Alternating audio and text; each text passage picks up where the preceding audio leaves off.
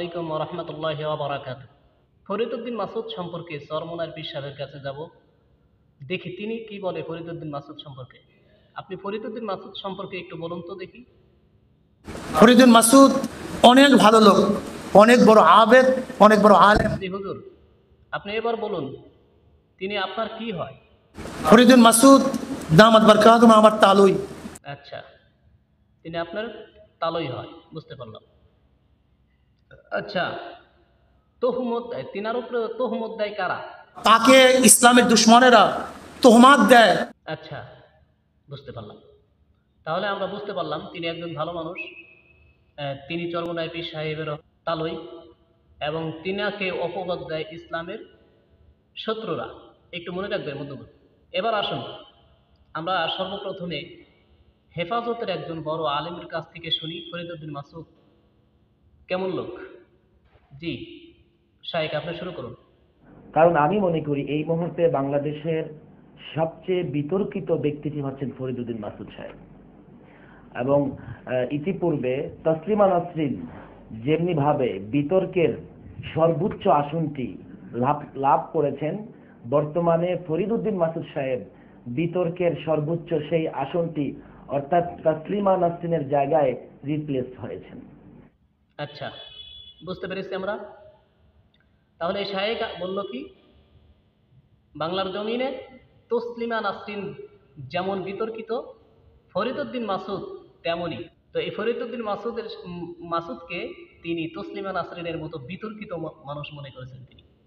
যাই হোক, এবার আমরা আরেকজনের কাছে শুনে আসি। ওসামা ভাই, একটু বলুন তো ফরিদউদ্দীন মাসউদ সম্পর্কে। এক হুজুরও তো ছিল শাহবাগ শরীফে গিয়া একেবারে ওদের সাথে একাত্মতা পোষণ করেছিল যে আমি ইস্তেখারা করে এসেছি, ভালো কথা।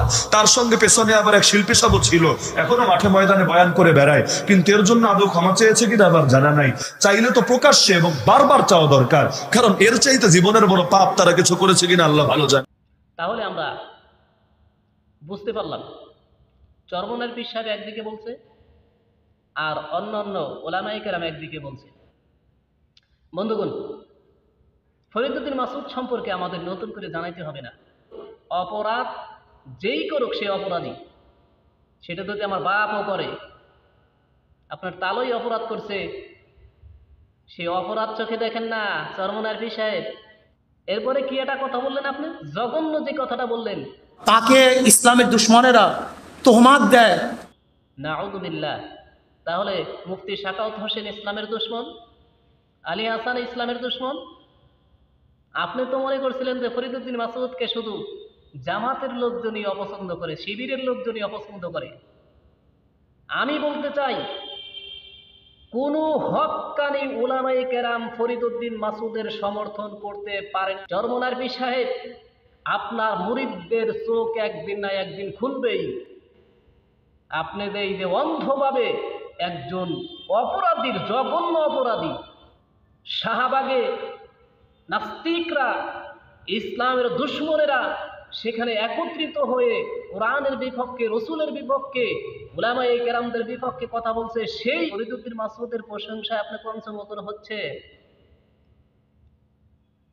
চরমোনাইর যারা মুরিদ আছেন এই পীর সাহেবের, একটু বিবেক খোলেন। আপনার পীর কোন পথে হাঁটছে, আপনার পীর কোন পথে হাঁটছে, ফিরে আসুন। অন্ধভাবে আর অনুসরণ